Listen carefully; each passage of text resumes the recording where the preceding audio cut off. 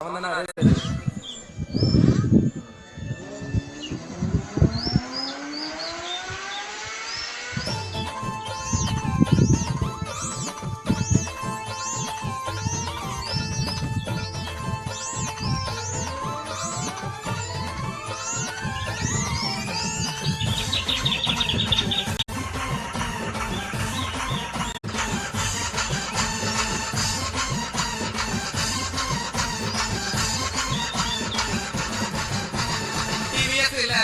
போட்டு ஆட்டியாரே வண்டிய வாங்கி உசாட்டியா ஓட்டி வரோம்